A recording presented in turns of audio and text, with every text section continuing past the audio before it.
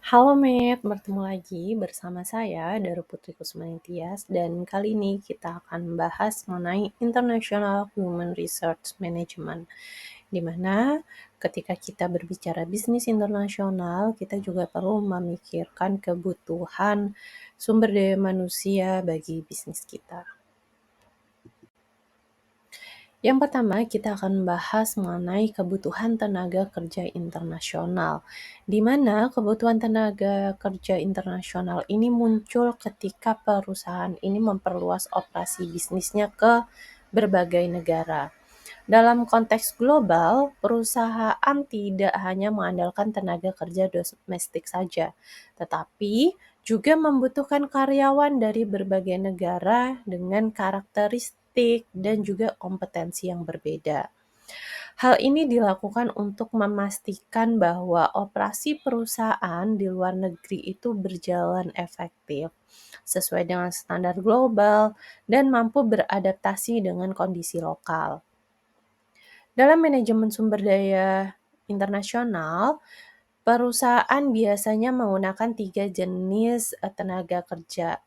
Yang pertama, ini ada Parent Country Nationalist atau sering disingkat dengan PCNS ya teman-teman.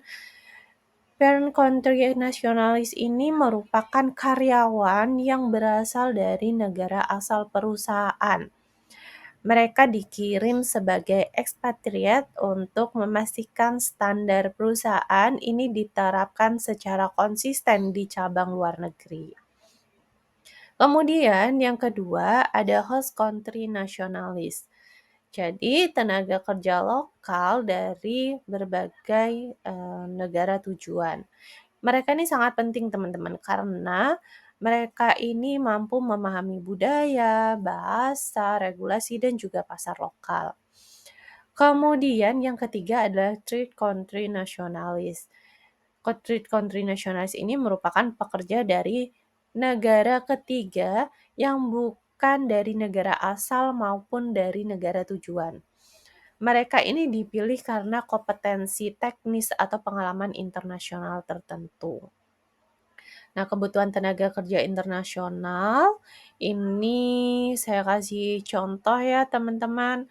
Ada PT Freeport Indonesia. PT Freeport Indonesia ini memperkerjakan antara kombinasi parent country nationalist, contohnya nih ada engineer dari Amerika Serikat ya, ahli tambang gitu ya teman-teman, dan juga ada host country nationalist, yaitu pekerja lokal, pekerja asli Papua, dan juga menggunakan third country nationalist. Third country nationalist-nya ini berasal dari Australia yang bekerja sebagai engineer atau teknisi di sini. Gitu teman-teman. Kemudian ada juga contohnya IKEA Indonesia. IKEA Indonesia ini menghadirkan beberapa manajer asal Swedia untuk menerapkan standar global perusahaan. Sambil mereka ini mengembangkan tenaga kerja lokal sebagai supervisor dan juga manajer toko. Kemudian untuk contoh yang ekspatriat, teman-teman, ini ada Pertamina Internasional atau PHE. Ini mengirim pekerja Indonesia sebagai ekspatriat ke Irak, Aljazair, dan juga ke Malaysia. Kebutuhan tenaga kerja internasional ini dipengaruhi oleh beberapa faktor, seperti ketersediaan tenaga ahli lokal, kemudian strategi bisnis perusahaan, baik itu secara global, multi domestik, kemudian transnasional ya teman-teman. Kemudian juga dipengaruhi oleh teknologi yang digunakan, serta regulasi ketenaga kerjaan di negara tujuan. Setelah perusahaan memahami kebutuhan sumber daya manusia internasional bagi perusahaan mereka, yang selanjutnya adalah perekrutan, seleksi, dan pengembangan tenaga kerja internasional. Perekrutan internasional ini mencakup proses mencari dan menarik kandidat yang mampu bekerja di lingkungan lintas budaya.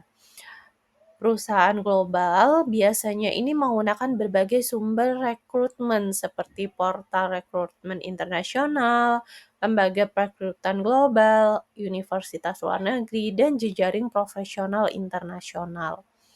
Seleksi tenaga kerja internasional ini tidak hanya menilai kemampuan teknis saja, teman-teman, tetapi juga kompetensi soft skill yang penting untuk bekerja secara global, seperti kemampuan berbahasa asing, kecerdasan budaya, kemampuan berkomunikasi lintas negara, fleksibilitas, serta kesiapan bekerja di lingkungan yang sangat berbeda di negara asal.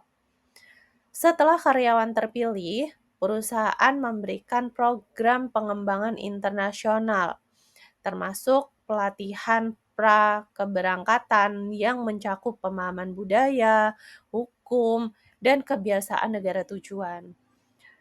Yang kedua, pelatihan adaptasi lintas budaya. Agar apa, teman-teman? Agar karyawan ini mampu berinteraksi dengan masyarakat dan rekan kerja lokal. Yang ketiga, yaitu pengembangan kepemimpinan global untuk mempersiapkan karyawan memimpin tim internasional. Dan yang terakhir yaitu rotasi pekerjaan internasional untuk meningkatkan kemampuan manajerial dan memperluas wawasan global. Sebagai contoh, teman-teman, ada Garuda Indonesia ya. Garuda Indonesia ini memberikan pelatihan intensif tentang pemberdayaan budaya dan etika layanan internasional bagi awak kabin sebelum menjalankan rute ke Jepang, Arab Saudi, atau negara-negara di Eropa. Kemudian ada contoh lain, ini Bank Mandiri.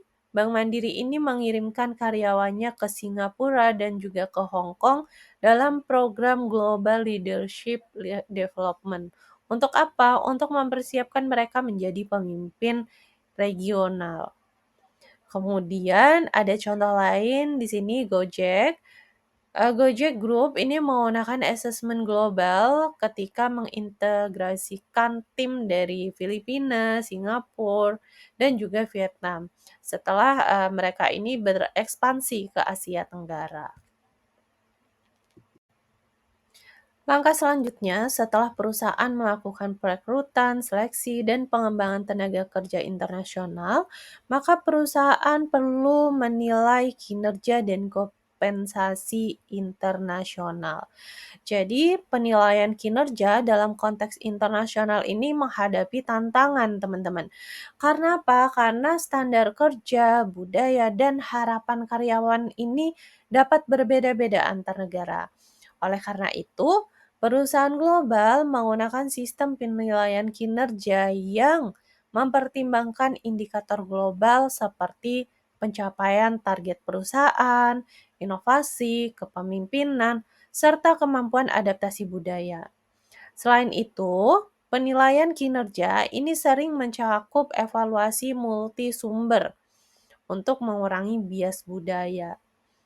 Terkait kompensasi, perusahaan ini harus menetapkan sistem gaji yang adil dan kompetitif bagi karyawan lokal maupun ekspatriat.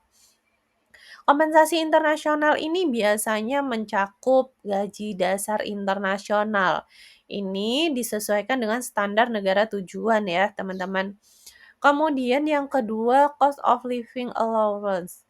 Jadi, cost of living allowance ini yaitu tujuannya, adalah tunjangan penyesuaian biaya hidup jika negara tujuan ini memiliki biaya hidup lebih tinggi dari negara asalnya.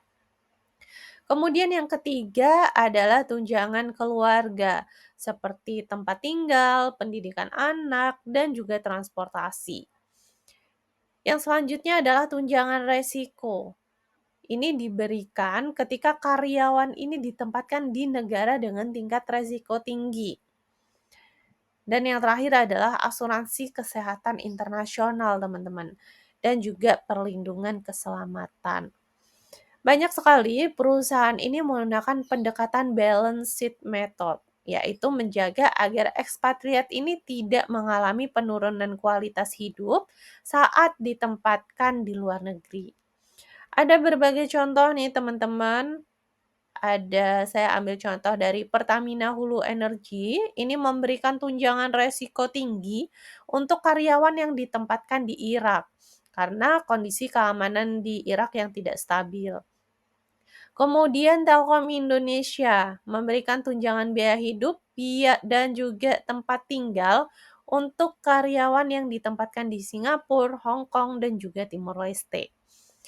Dan ada juga Unilever di mana Unilever ini menilai kinerja manajer internasional ini berdasarkan KPI global seperti pertumbuhan penjualan regional, pengembangan inovasi produk, dan juga indikator sustainability.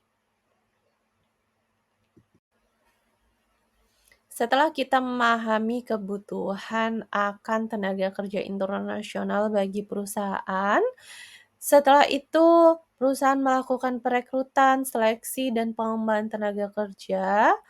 Dan setelah direkrut, dikembangkan, maka perusahaan akan menilai dan memberikan kompensasi. Setelah itu, teman-teman, perusahaan perlu menjaga hubungan tenaga kerja internasional, di mana hubungan tenaga kerja internasional ini mencakup bagaimana perusahaan mengelola interaksi antar perusahaan, karyawan, serikat pekerja, dan pemerintah di berbagai negara.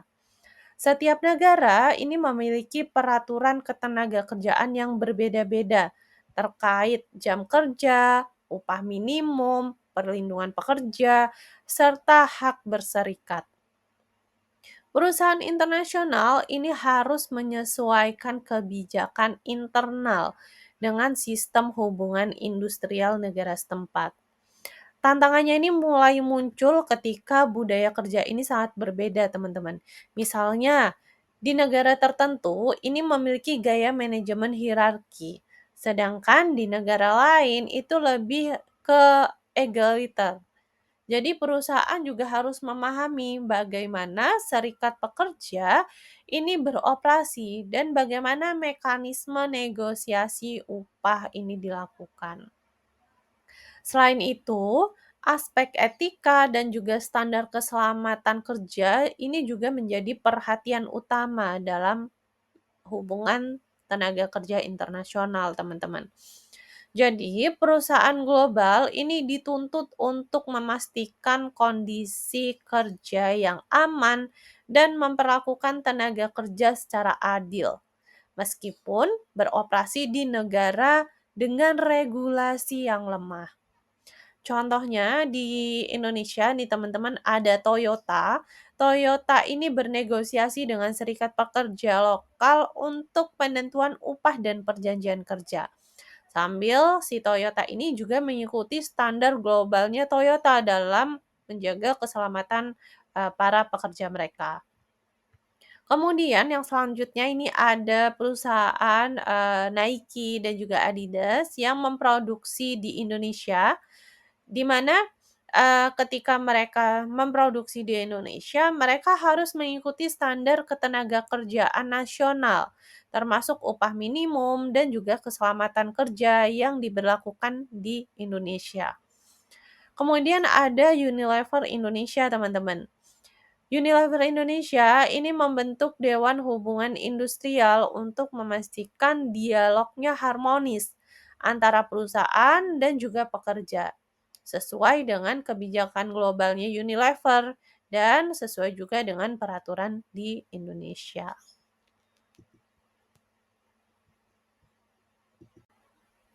Jadi dapat disimpulkan teman-teman bahwa international human research ini membutuhkan kemampuan lintas budaya.